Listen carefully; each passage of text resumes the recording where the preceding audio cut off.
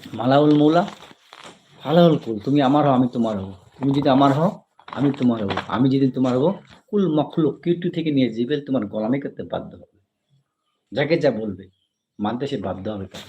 আল্লাপাক দেখিয়ে দিয়েছে, এরকম হাজারো কেছে আল্লাপাক দেখিয়ে দিয়েছে, এরকম হাজারো কেছে আল্লাপাক দেখিয়ে দিয়েছে। তুমি যদি আমার হও আমি তোমার হব, আর আমি যেদিন তোমার হব কুল মখলুক কীর্তি থেকে নিয়ে জিবেল তোমার গোলামি করতে বাধ্য হবে। আল্লাপাক দেখিয়ে দিয়েছেন এই পানি, এই দরিয়ার পানি, সমুদ্রের পানি তোমার গোলামি করে বাধ্য হবে, তোমার গোলামি করতে বাধ্য হবে।